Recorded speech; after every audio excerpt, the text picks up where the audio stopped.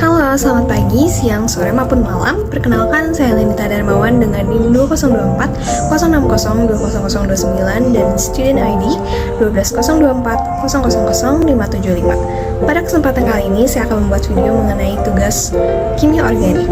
Yuk, simak videonya.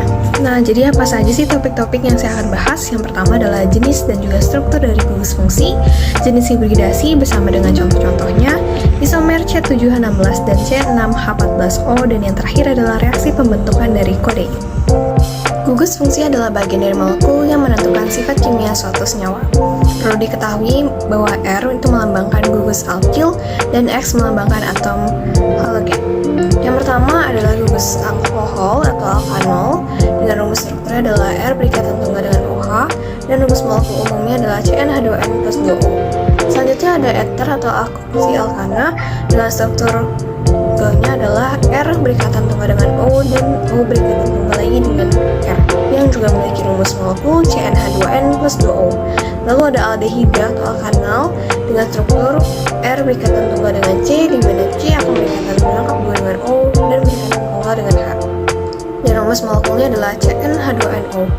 Berikutnya adalah keton atau alkanon yang memiliki struktur R berikatan tunggal dengan C, di mana C akan berikatan rangkap 2 dengan O dan juga berikatan tunggal dengan R. Dan rumus molekulnya adalah CnH2nO.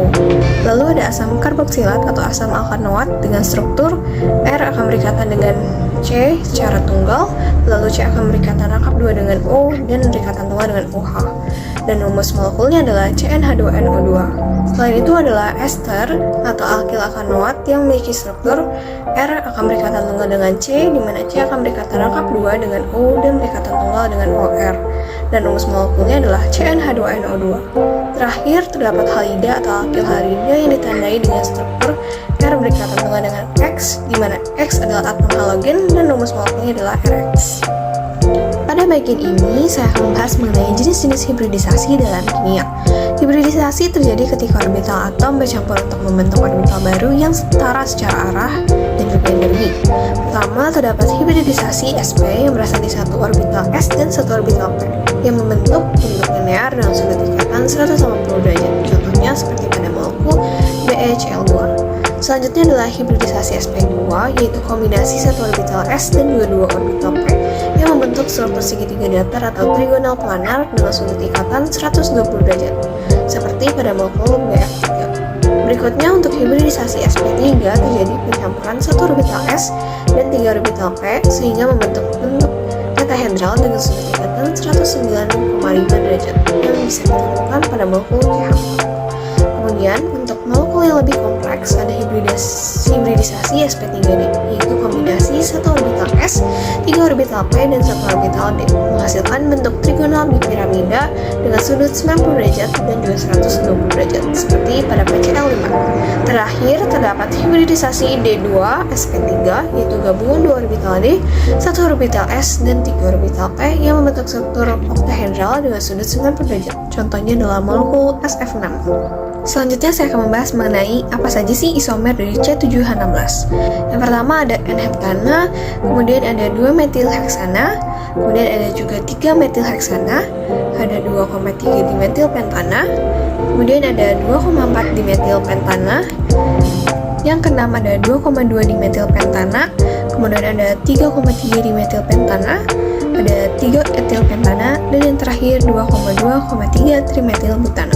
Selanjutnya pada bagian ini saya akan menjelaskan mengenai isomer-isomer apa saja yang ada pada C6H14O pada golongan alkohol. Yang pertama ada 1 heksanol, kemudian ada 2 heksanol, ada 3 heksanol, 2 metil 1 pentanol, kemudian ada 3 metil 1 pentanol, lalu ada 2 metil 2 pentanol, 3 metil 2 pentanol, 4 metil 2 pentanol, 2 metil 3 pentanol, lalu ada 3 metil 3 pentanol, lalu ada juga 2,3 dimetil 2 butanol, kemudian ada 3,3 dimetil 2 butanol, lalu ada 4 metil 1 pentanol.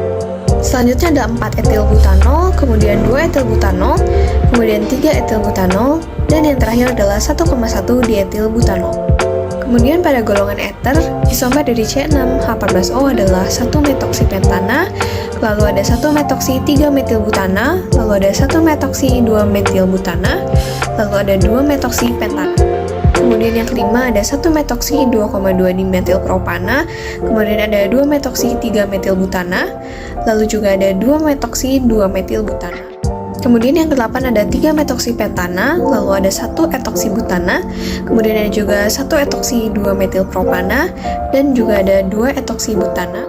Kemudian ada 1-propoksipropana, kemudian juga ada 2-propoksipropana, dan yang terakhir adalah 2-isopropoksipropana. Topik terakhir yang akan saya bahas adalah reaksi pembentukan dari kodein. Kodein itu dihasilkan melalui serangkaian reaksi biokimia di dalam bunga popi. Prosesnya itu dimulai dari 2 molekul tirosin yang diubah menjadi dopamin dan 2,4-hidroksifenil asetaldehid. Dua senyawa ini tuh akan mengalami kondensasi yang membentuk S-norklaurin. Tahap selanjutnya adalah S-norklaurin ini akan diubah menjadi S-retikulin, lalu diisomerasi menjadi R-retikulin. Lalu, R-retikulin ini akan mengalami siklisasi bertahap membentuk salutaridin yang kemudian dikonversi menjadi tebain. Tebain itu lalu mengalami reaksi tambahan berupa proses metilasi dan reduksi spesifik yang akan menghasilkan kodein. Pembentukan kodein dari morfin dilakukan melalui reaksi metilasi selektif pada gugus hidroksifenolik. Dalam reaksi ini, gugus OH pada cincin aromatik morfin diubah menjadi gugus metoksi yaitu OCH3 yang menghasilkan kodein. Proses ini menggunakan reagen metilasi seperti metil iodida yaitu CH3I dalam suasana basah. Sebagai basanya digunakan ion etoksida yaitu C2H5O yang berfungsi mendeprotonasi gugus fenolik OH pada morfin untuk membentuk ion fenoksida yang lebih reaktif. Ion fenoksida ini kemudian menyerang metil iodida melalui mekanisme substitusi nukleofilik sehingga terbentuk ikatan baru antara oksigen dan gugus metil. Untuk mempercepat reaksi ini digunakan katalis transfer fase berupa ion benzyl trimetilamonium yaitu CnH5NMe3 yang membantu membawa ion etoksida ke fase organik tempat morfin larut sehingga meningkatkan kecepatan reaksi. Dengan metode ini, metilasi menjadi selektif terhadap gugus fenolik tanpa mempengaruhi gugus hidroksil alifatik lain dalam molekul morfin sehingga diperoleh kodein dengan efisien. Sekian dari saya, terima kasih telah menonton. Thank